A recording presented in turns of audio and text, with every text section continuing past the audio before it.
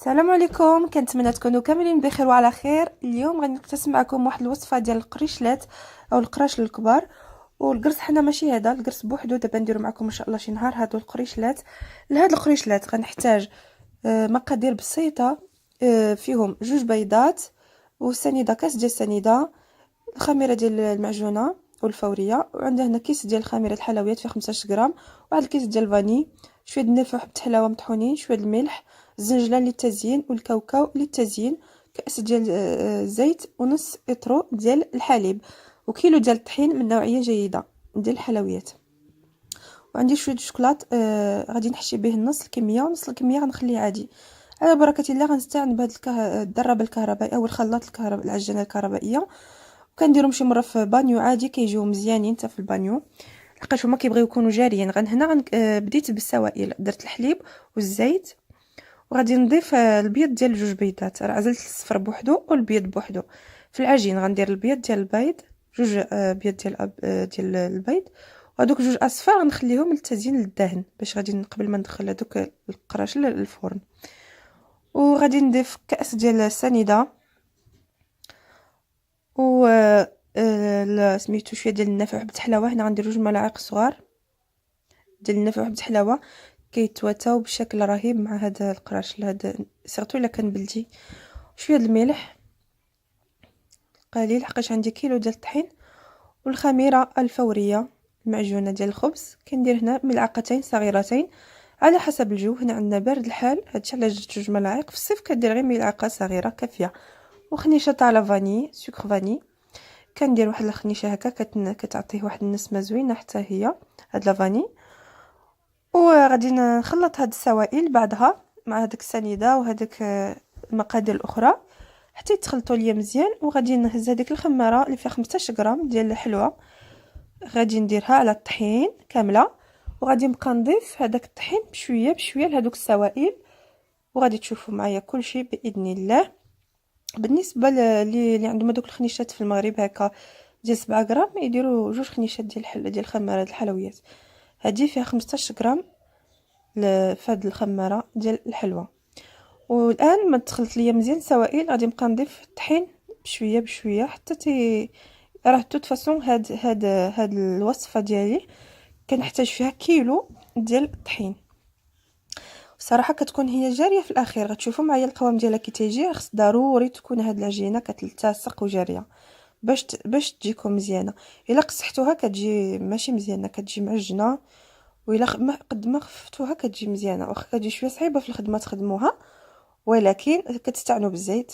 المائده ما كتلصقش معكم ما والو، والنتيجه كتكون رائعه ان شاء الله. وكتبغي شويه ديال الخدمه بليد، الا خدمتوها بليد لحقاش كتلتصق. وكتحاولوا تدربوها بحال الشكل ديال العجينه ديال السفنج بليد حتى تتولي مرخوفه بزاف وصافي. وباش تعطينا نتيجه مزيانه انا كنضيف الكميه شويه بشويه. الا كنتو كتعجنوا بليد غتبقاو ديروا نفس الطريقه شويه بشويه، بحال كتصايبوا هذاك الحلوى الكاطو بليد كيكون تيلتصق بليد بالعجين ديالو، ولكن كنمشيو عليه بالصبر شويه بشويه حتى تنكملوه. وهنا راه قربت نكمل الكميه ديال الطحين اللي عندي، وباش ندوزو ان شاء الله المرحله نوري لكم كي تجي القوام ديال هاد العجينه. ها نتوما كيفاش كتجي، فاش كتبقى تعجن راه كتكون لاصقه كتلتصق كما كتبان لكم. وهذا هو السر ديالها باش كتجي ناجحه. ها نتوما هنا راه صافي قربت نسد عليها العجانه، كتبقى بهذا القوام اللي كيلتصق بحال فوالا. دروك راه بدلت ليها الاناء. ها نتوما كيفاش كتجي، راه كتجي ملصقه، ولكن فاش كنبغي نقرصها راه كنستعن بالزيت المائده ما كتلتصقش. الان غادي ندير عليها واحد البلاستيك هكا، وغادي ندير عليه واحد المنديل لحقاش بارد عندنا الحال، وغادي نخليها تختمر معايا واحد 20 دقيقه على حسب الجو، المهم حتى يضاعف الحجم ديالها. هنا راه صافي اختمرت عندي. كنستعمل بزيت المائده في اليدين، وكنهز لاطه الفران. من الاحسن انا كندهنها بالزيت باش كتعطي هذاك الزيت واحد الاحمرار لهذاك القريشات من تحت يجي زوين كتحمرهم. ولا بغيتو ديروا هذاك البابي كويسون تقدروا ديروه، مي انا كنفضل ندير الزيت في هذه الوصفه، كتعطيهم واحد تقرميشه من تحت زوين. صافي كنحاول ندير هاد الكويرات، انا درتهم شويه كبار كيعجبني نديرهم كبار. تقدروا ديروهم اصغر من هكا تعطيكم كميه اكثر، مي راه هاد الكميه ديال الكيلو ديال الطحين عطاتني شي 14 ولا 15 قريصه. ومن الحجم نقدروا نقولوا كبير، ماشي متوسط ماشي صغير. هكا مازال غادي نقرصهم، كنخليهم يرتاحوا واحد شويه، غادي نقرصهم غتشوفوا غيوليو كبار اكثر من هكا. غادي نستمر في هذا الشيء، في هذا العجين كاع اللي عندي حتى تنديرهم كويرات. وكما كتشوفوا راه العجينه فاش كتكون مخدومه مزيان، معجونه مزيان ومدلوكه مزيان، غتيكونوا فيها شي فقاعات كما انا عندي، كيكونوا شي فقاعات هكا. صافي دي غير العجينه ديالكم معجونه مزيان ومدلوكه مزيان. وكاع عموما هذاك القراشل ولا القرص من العجينه كيبان لك البلان واش غادي تخسر معاك ولا لا. من العجينه فاش كتكوني كتقرصي هكا نتوما كيبان لكم الفقاعات. الا كان فيها الفقاعات وكانت خفيفه راه كتبان لك النتيجه قبل ما يطيبوا. الا العجينه كنتي كتقرصيها وجاتك ثقيله وماشي خفيفه وما معجوناش مزيان راه كيخسروا لك. عفوا. وغادي نستمر كاع في هاد الكويرات، راه ما كنبركش عليهم بزاف باش ما نخرجش منهم كاع داك الهواء اللي فيهم باقاش اختمروا. كنمشي عليهم غير بشويه بشويه، وكنقطع وكنستعن بزيت المائده. وهاد الكميه اللي عندي غادي ندير نصف بالشوكولات، انا نحشيه بالشوكولات اللي شفتوا معايا في المقادير، والنص غنخليه عادي. كيصلحوا تيجيو غزالين هكا للفطور. انا كيعجبوني شخصيا ناكلو مع زيت الزيتون للفطور اولا الكوتي، كيجيو فيهم المذاق ديال النافع بالحلاوه، كيجيو رائعين. غادي نهز اللاطه الاخرى باش نكمل الكميه. وهاد الكميه اللي بقات ليا هي اللي غادي نعمر بالشوكولا السوداء من الداخل، حتى هي كطيب كتجي غزاله فيهم. وكتقدروا تحتفظ بهم في المجمد فاش كيبردوا تماما، خص يكونوا بردوا تماما، طيبتيهم خرجتيهم من الفران ويبردوا تماما، وديرهم في البلاستيك الغذائي الكميه اللي تقدري تجبدي كل مره. ما ديرهمش في واحد البلاستيك كاملين، تقدري ديري مثلا 3 باش غير اللي جبدتيها صافي اللي حليتي البلاستيك تجبديها. وراه كيبقاو مزيانين فاش كتجبديها واحد مده ساعه ولا قبل ما تسخنيها، كتسخنيها في الفرن بحال يلا طيبتيهم كيجيو رائعين. والصراحه الطعم ديالهم انا كيرجعني للطفوله. وان شاء الله غنقتسم معكم القرص حتى هو كيفاش كنديروه بطريقه رائعه رائعه، وكيجي خفيف وهو كيجي بيض من الداخل بحال القطن. هادو القريشلات عندهم مذاق اخر، وحتى لا تكستور ديالهم مختلفه على القرص، نقدروا نقولوا مختلفه. انا شخصيا كنشوف الاختلاف بينهم لحقاش كيجيو شويه ماشي بحال في لا شكلا ولا حتى في المذاق. ودروكا غادي نبقى نقرصهم حيت الاخرى باش تبقى ديال البلاصه، حقاش مطلوق العجينه ديالهم وحده كتلقيها وهي كتهز البلاصه اكثر. غنستمر في تلق هاد الكويرات اللي عندي هكا علاش تعطيوها الشكل اللي بغيتو. وغادي ندهنهم من بعد بصفار البيض. صفار البيض ديالي راه زدت ليه شويه د الخل، تقدروا ديروا فيه لافاني، ديروا فيه اللي بغيتو اولا الحليب. انا درت فيه شويه د الخل وصافي. وغادي نقرص الاخرين باش غادي نحشيهم بهذاك الشوكولات الاسود. كيجيو حتى بشوكولات زوينين، الوليدات كيبغيو الشوكولا، واللي بغى يخليهم غير عاديين كيجيو رائعين. اللي بغى يدير فيهم حتى لا كونفيتور تيجيو حتى بلا كونفيتور زوينه، ولا الشوكولات الابيض كيجيو رائعين رائعين. صافي الان غادي ندهنهم وغادي نخليهم يختمروا.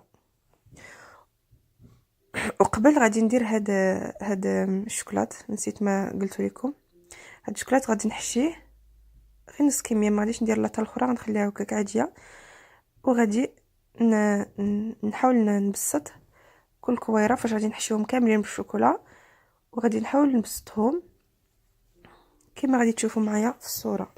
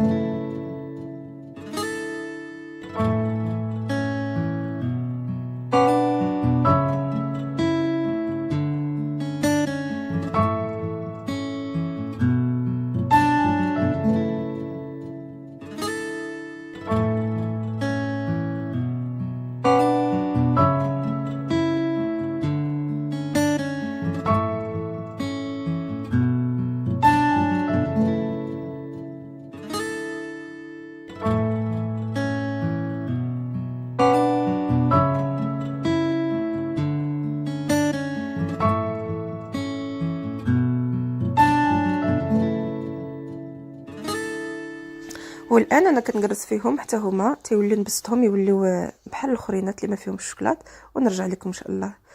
وهنا اختمروا راه ضعف الحجم ديالهم، كتغطيهم بواحد البلاستيكه واحد المنديل حتى يخمروا، وكندهنهم بهذاك اصفر البيض مع الخل اللي درت فيه شويه القطرات ديال الخل، وكندهنهم مزيان من الفوق. وغادي نزين نص بالكميه بالزنجلان ونصف الكميه بالكاوكاو، وغندخلهم الفرن اللي تيكون مسخن مزيان، وتنخليهم يطيبوا على خاطرهم حتى تيضاعف الحجم ديالهم، يطيبوا من التحت ومن الفوق. وغادي نخرجهم وغادي نوريه لكم في التقديم ان شاء الله.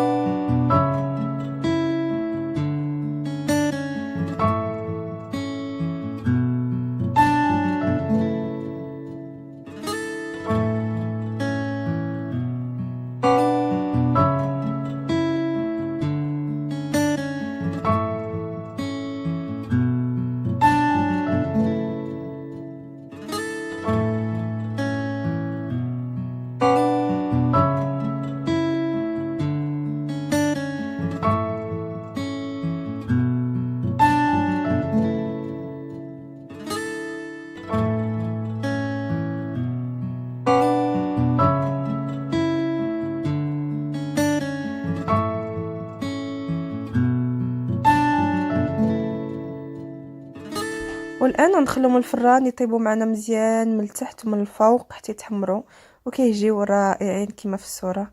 كيجيو رائعين. هنا راه مازال سخانين، ورا الريحه ديالهم طالعه بنينه وزوينه. هذه الريحه ديالهم فيها النافع وحبه حلاوه والفاني. رائعين رائعين. هنا راه بغيت نقطع لكم يسخون، مازال سخونين، وراه كيجيو خفافين خفافين. شوفوا كيفاش كيجيو. المذاق ديال الطفوله، انا كيرجعني للطفوله شخصيا هذا المذاق الرائع مع زيت الزيتون هكا للفطور. كيجيو رائعين. الاخرين راه فيهم شوكولاط راه كيبان، بغيت نقطع لكم مي مازال سخونين بزاف بزاف. راه كيف كيبان لكم راه رطبين وهشاش. كنتمنى تجربوهم يعجبوكم، وإلا عجبكم بالطبع ما تنساونيش. الى فيديو قادم ان شاء الله. بسلامه.